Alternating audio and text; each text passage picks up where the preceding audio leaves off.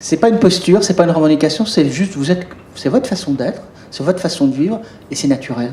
Malheureusement, ouais. Pas malheureusement que je suis avec Delia, ça me donne beaucoup de plaisir.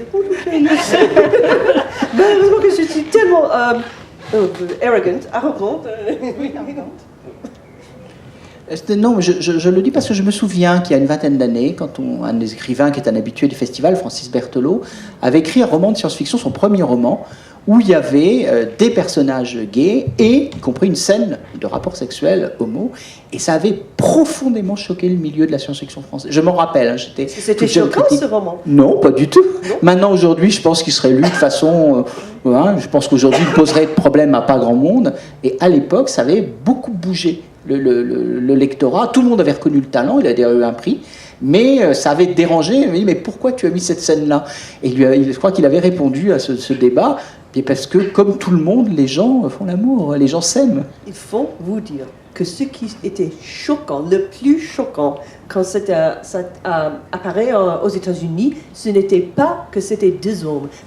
Presque personne ne voulait dire que c'est deux hommes, c'est toujours dans les revues, mais pas comme grande chose, qui m'amusait beaucoup, car je crois qu'ils veulent être très sophistiqués. Bon, c'est pas grande chose, deux hommes, c'est pas grand chose. C'était qu'il n'y avait pas de magie dans un roman de fantasy. Ça, c'était choquant et très, très discuté. D'accord. C'est marrant, hein? Justement, c'est un roman que je rapprocherais plus du roman historique, d'une certaine façon. Je pense à une de vos collègues qui parlait d'un roman historique dans une société qui n'a jamais existé. La fantaisie, votre fantaisie, en tout cas, il n'y a pas de magie dedans. Contrairement à Dick Canavan, par exemple, qui en met énormément. Pourquoi c'est un thème qui ne vous intéresse pas dans la fantaisie pour votre écriture? Je ne dis pas comme lectrice, mais pour votre écriture. I wish I knew. J'aimerais bien le savoir. Je sais pas. Car j'adore lire des choses comme ça, mais quand j'écris... Thomas, c'est marrant, peut-être que ce sont les deux côtés de moi, car il n'y a presque pas de musique en ça. Il y a beaucoup de théâtre dans le monde, on dirait le monde Bordeaux, le Bordeaux, c'est Riverside en anglais. Il y a beaucoup de théâtre et presque pas de musique. Mais moi, je suis un peu musicien, je faisais des émissions de radio de musique, donc c'est Thomas qui a toute ma musique et toute ma magie aussi. C'est plein de magie, de vraie magie. Je sais pas. J'aime bien la magie, c'est une force énorme. Mais je crois qu'il faut faire ce qu'on fait le meilleur, et pour moi, c'est ça. Peut-être, j'espère. Autre petit extrait. Quand Michael ne rêvait pas des yeux glacés de la duchesse, il imaginait des méthodes pour se dégager d'un homme qui fondrait sur lui selon une forme parfaite. À l'école, on le connaissait à présent. Quelques-uns des autres élèves sérieux, des domestiques qui s'entraînaient pour devenir gardes, voulaient qu'il vienne boire avec eux ensuite, et il arrivait à court d'excuses. Non qu'il dédaignait leur compagnie. En fait, il les aimait bien, pour prendre au sérieux la même chose que lui. Mais s'il avait l'assurance de passer pour un roturier durant la rigueur des leçons, il ne savait pas s'il y réussirait toujours en compagnie. Il apprenait à parler plus vite en leur présence et avait d'ailleurs récemment choqué son domestique en lançant une demande saccadée pour que ses bottes soient nettoyées et que ça saute. Michael s'amusait à repérer en ville des boutiques où il pourrait prétendre travailler, à manipuler des pierres précieuses et à imaginer qu'il passait ses journées à les sélectionner pour des clients plutôt que pour lui. Mais jamais cela ne lui paraissait réel. Michael ne fut pas absolument surpris lorsque le maître l'attira à l'écart après son cours pour lui parler. Il avait demandé une leçon hebdomadaire supplémentaire, mais jusqu'ici, Applethorpe s'était borné à hocher la tête distraitement et à répondre qu'il verrait. Maintenant, Michael proposait de sortir avec lui et de l'inviter à dîner pour qu'il puisse en discuter confortablement. « Non, répondit le maître, le regard tourné vers une haute fenêtre au bout de la salle. Je crois que nous pouvons parler ici. » Il le conduisit jusqu'à une petite pièce initialement conçue pour servir de sellerie à l'ancienne écurie. À présent, il s'encombrait de gants, de couteaux à lancer, de morceaux de toile et d'autres rebuts de l'académie. Ils s'assirent sur deux cibles dont le rembourrage s'échappait lentement. Applethorpe se frotta le menton du poing, puis il regarda Michael. « Vous voulez devenir bretteur, dit-il. Répondit Michael, une habitude dont l'éducation était censée l'avoir débarrassé depuis un âge tendre. Il n'y avait aucun doute sur ce dont parlait le maître, des hommes qui gagnaient leur vie par des combats à mort et qui devaient vaincre à chaque fois. Là aussi... Comme j'adore ce passage, c'est beau en français. C'est bien traduit. Oui. C'est bien traduit, vraiment? Oui, je crois. Vraiment, c'est un bon traducteur a priori, donc vous avez de la chance.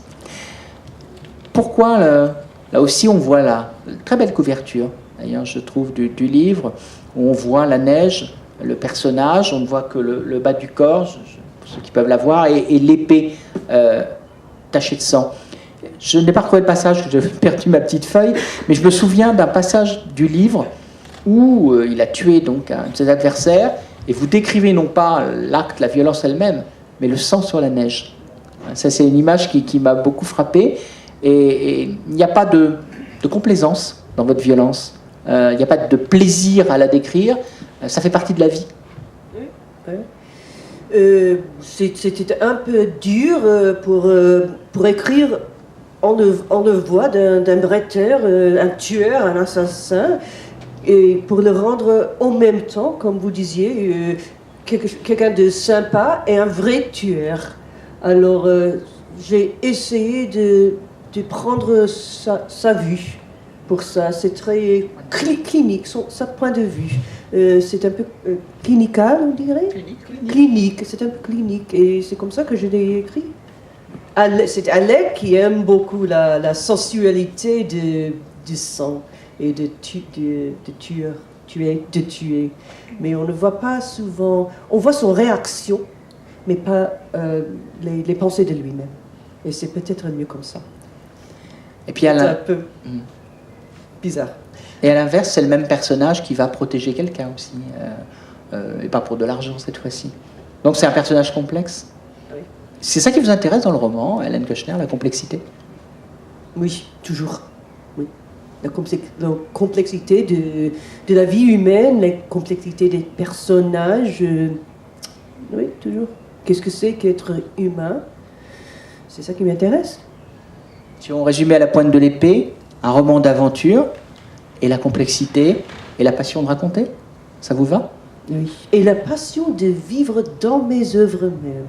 C'est que je voulais bien être comédienne quand j'étais jeune. Je n'avais pas le talent et je n'avais pas le visage, mais aux États-Unis. Puis quand j'écris un roman, je deviens tous les caractères, aussi le directeur, aussi ce qui fait les costumes, tout ça. Alors ça me donne du plaisir. Et parfois, en écrivant, c'est très dur, c'est incroyablement affreux. Mais parfois, c'est quelque chose de célestial et on s'amuse bien et on entre dans l'histoire de soi-même. Et ça me plaît beaucoup. Eh bien, voilà, on va devoir céder la place, mais on a déjà un petit peu commencé à découvrir Hélène Keuchner.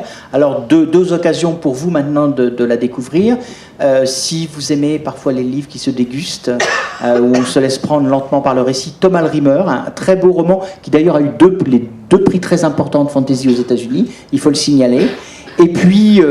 peut-être plus grand public, tout aussi brillant, de l'action, de la passion, de l'aventure et du style, à la pointe de l'épée, toujours d'Hélène Keuchner. Merci Hélène. Merci à vous beaucoup. Ça me donnait tellement de plaisir d'écouter votre voix en lisant ces livres. Et il faut dire que ça c'est très joli, mais encore mieux, c'est l'édition Kalman Levy, avec l'illustration originale. Ah oui, voilà. Et j'en ai aussi chez moi dans le grand stade des bouquins.